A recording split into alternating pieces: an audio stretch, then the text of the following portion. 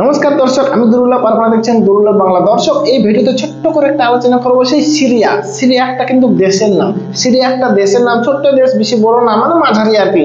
সেই সিরিয়াতেও কি হয়েছে, মুসলিম কান্ট্রি দেশ, সেই সিরিয়াতেও যে মন্ত্রী ছিলেন, প্রধানমন্ত্রী, তাকে আবার কি করব, সে আবার ভয়ে পালিয়ে গেছে। সে রাশিয়া, যেটা খবর পেয়েছি আর কি। কিরকম পালিয়ে গেছে, যে সেখানে একটা মুসলিম কান্ট্রির দেশ, এবং কি মুসলিম কান্ট্রির দেশ, বুঝতে তো পারছেন, সে মুসলিম কান্ট্রির দেশ, সে মুসলিমদের মধ্যে বিশাল একটা হয়, মানে ঝগড়া মারামারি গোষ্ঠীদ্বন্দ্ব শুরু হয়ে যায়। এবং কি আমি বলে রাখি যে সেখানকার যে ছিলেন আর কি প্রধানমন্ত্রী, তো সেটা সে 54 বছর ধরে, মানে তার বাবা আগে করছিল, তার বাবা করার পর তার ছেলে, তো এইভাবে করতে একবারে যে বংশ, সে 54 বছর ধরে এই সিরিয়ার রাজত্ব করতো আর কি। ফলে 2011 সালের পর একটু গোষ্ঠীদ্বন্দ্ব বাড়তে থাকে।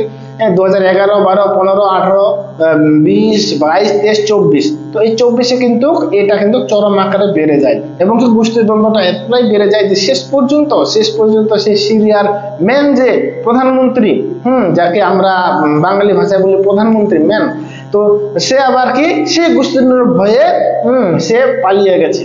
অনেকে বলেছিল যে পালিয়ে যাওয়ার পথে সে প্লেন ব্লাস্ট হয়ে মারা গেছে, কিন্তু মারা যায়নি, রাশিয়ায় গেছে, যেটা আমরা খবরে পাচ্ছি আমি। তো রাশিয়ায় গেছে, তো সেখানে এখন বিশাল বিক্ষোভ, গোষ্ঠীদ্বন্দ্ব, রাজনৈতিক দলের মধ্যে গন্ডগোল। তো এই যে আমি যেটা বুঝতে চাচ্ছি আর কি দর্শক, যে পাকিস্তানেও আমরা শুনতে পাচ্ছি মাঝে মধ্যেই রাজনৈতিক দলের মধ্যে মারামারি, গোষ্ঠীদ্বন্দ্ব, মিছিল, অমুক তমুক, তাতে অর্থনৈতিক অবস্থা খারাপ হচ্ছে। এবার বাংলাদেশেও একটা মুসলিম, পাকিস্তান তো মুসলিম কান্ট্রি, বাংলাদেশেও একটা মানে মুসলিমই বলা চলে, 90% যেহেতু মুসলিম, তো মুসলিমের দেশ বলা চলে। তো সেখানেও এইরকম দলের মধ্যে মারামারি, তর্ক বিতর্ক, ফলে সেখানকার অর্থনৈতিক অবস্থা খারাপ হচ্ছে। প্রধানমন্ত্রী পালিয়ে যাচ্ছে, ঠিক যেমন বাংলাদেশের প্রধানমন্ত্রী পালিয়ে গেছে, আমাদের ভারতে, ইন্ডিয়াতে আছে, ঠিক একইভাবে সেই সিরিয়ার প্রধানমন্ত্রী পালিয়ে গেছে, রাশিয়াতে গেছে। তারপর পাকিস্তানেরও আমরা সেরকম দেখতে পাচ্ছিলাম এর আগে, যে প্রধানমন্ত্রী লুকিয়ে বেড়াচ্ছে, পালিয়ে বেড়াচ্ছে। দর্শক, তো বুঝতে পারছেন তো এই মুসলিম কান্ট্রির দেশগুলোতে কি হয়েছে, কেন মুসলিম কান্ট্রির দেশগুলোতে শান্তি নেই, আমি তো এটাই বুঝতে পারছি না, কেন শান্তি নেই। দোষটা কার? এই যে মুসলিম কান্ট্রির দেশগুলোতে এভাবে হচ্ছে, প্রধানমন্ত্রী পালিয়ে যাচ্ছে, সেখানে কোনো নিয়ম শৃঙ্খলা নাই, সংবিধান নাই, হুট করে হয়ে যাচ্ছে, মিছিল হয়ে যাচ্ছে, মারো কাটো, অমুক তমুক, তো এই একটা কোনো সিস্টেম নাই, রুলস নাই। তো কি হয়েছে মুসলিম কান্ট্রিতে? কিংবা যদি থাকেও, তবু সেটাকে কড়াভাবে পালন করছে না, বা করা যাচ্ছে না, কন্ট্রোল করতে পারছে না সরকার। তো কি হয়েছে মুসলিম কান্ট্রিগুলো, দেশগুলোতে? আবার বাংলাদেশ আবার যেতে যাচ্ছে পাকিস্তানের সঙ্গে, তো পাকিস্তানের সঙ্গে গেলে কি ওদের অর্থনৈতিক অবস্থা একদম বিশাল আকারে হয়ে যাবে?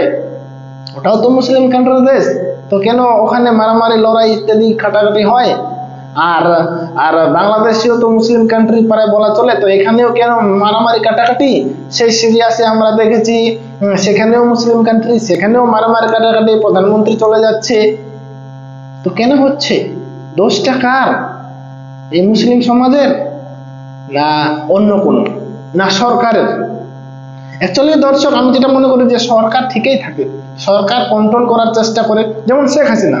বাংলাদেশ আমি যেটা রিসেন্ট চলছে সেটাই আমি বলি, যে শেখ হাসিনা কিন্তু বেশ কয়েক বছর ধরে, 10-11 বছর ধরে ভালোই চালাচ্ছিল, বাংলাদেশ ভালোই চলছিল, শান্তশিষ্ট ভাবে চলছিল, এবং কি আস্তে আস্তে পছন্দ করা শুরু করে দিয়েছিল।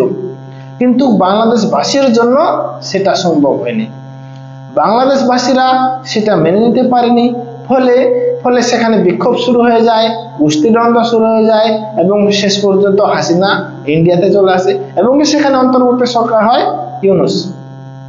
তো ইউনূস সরকার আসাতে ইউনূসও কিন্তু সামাল দিতে পারছে না, ফলে ইউনূস সরকার যেদিকে ঢেউ যাচ্ছে, সেদিকেও ইউনূস সরকারকেও যেতে হচ্ছে। এইবার ইউনূস সরকার অন্তর্বর্তী সরকার হয়েছে, এইবার ইউনূস সরকার যদি জনসাধারণের কথা অনুযায়ী না চলে, ফলে তাকেও পেদানি দেবে, ফলে সেও দেশ ছেড়ে ওই যেখানে ছিল সেখানে চলে যাবে, বাইরে লন্ডনে ফন্ডনে অমুক তমুক।